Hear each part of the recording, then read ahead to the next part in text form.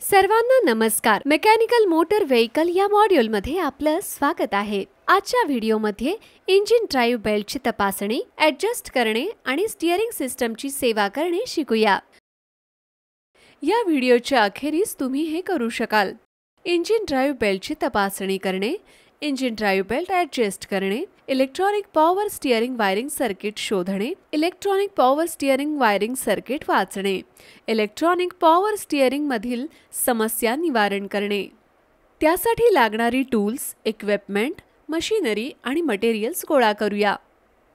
Trainees tool kit 1, heavy vehicle 1, vehicle with power steering 1, engine drive belt 1, Working model of an electronic power steering vehicle with electronic power steering 1, Scan tool 1, Multimeter 1, Power steering oil आवश्यकतेनुसार, Cotton waste आवश्यकतेनुसार, Soap oil आवश्यकतेनुसार, Connecting wire आवश्यकतेनुसार.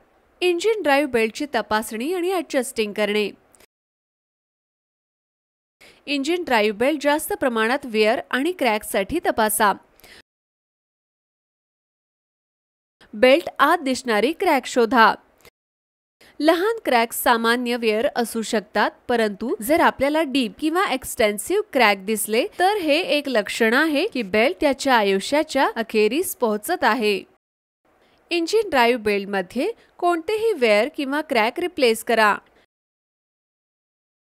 Dumper आणि water pump pulley दरम्यान मध्यभागी असलेला fan बेल्टला thumb pressure लावा. Belt 12 ते 18 मिलीमीटरने कमी झाला पाहिजे. बॅटरीचे निगेटिव्ह टर्मिनल डिस्कनेक्ट करा. अल्टरनेटर किंवा डायनामोचे माउंटिंग बोल्ट लूज करा. लिंक ब्रॅकेटवर नट्स लूज करा.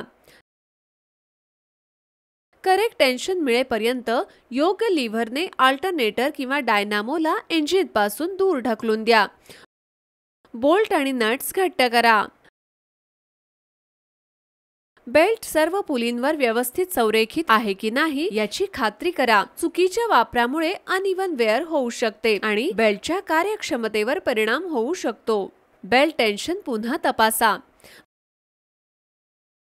बॅटरी केबल रिफिट करा. EPS किंवा electronic power steering wiring circuit शोधा. इलेक्ट्रॉनिक पॉवर स्टीअरिंग कॉम्पोनंट्स ओळखा. वायरिंग वाचा. पॉवर स्टीअरिंग ऑइल लेवल तपासा आणि गरज पडल्यास टॉप अप करा. इग्निशन चालू करा. EPS वॉर्निंग लाईटची तपासणी करा. लाईट चालू न झाल्यास सर्व्हिस मॅन्युअलनुसार वॉर्निंग लाईट सर्किट तपासा. इंजिन स्टार्ट करा आणि EPS वॉर्निंग लाईट बंद आहे की नाही हे तपासा. इंजिन सुरू केल्यानंतर ते चालू राहिल्यास सर्व्हिस मॅन्युअल प्रोसिजरनुसार वॉर्निंग लाईट सर्किट तपासा. स्टीअरिंग फंक्शन तपासा आणि हार्ड स्टीअरिंग, एका बाजूला वाहन खेचणे, poor selfing centering, excessive steering play आणि स्टीअरिंग गिअरबॉक्समध्ये असामान्य आवाज यासारख्या समस्येची नोंद घ्या. इग्निशन स्विच ऑफ पोझिशनवर वळवा. स्कॅन टूलला डेटा लिंक कनेक्टर किंवा DLC कनेक्ट करा. इंजिन स्टार्ट करा. स्कॅनरमध्ये दर्शविलेला डायग्नोस्टिक ट्रबल कोड किंवा DTC वाचा. इग्निशन स्विच ऑफ करा आणि स्कॅन टूल काढून टाका.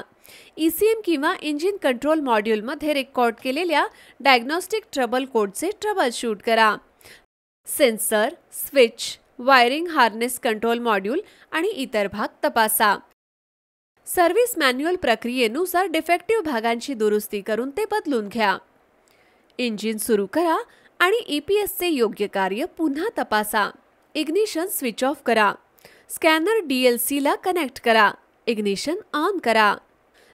स्कॅनर टूलवर रेकॉर्ड केलेली DTC डिलीट करा. DTC डिलीट केल्यानंतर इग्निशन बंद करा. स्कॅन टूल काढून टाका. स्पीड सेन्सर कनेक्टर डिस्कनेक्ट करून त्याचा रेझिस्टन्स तपासता येतो.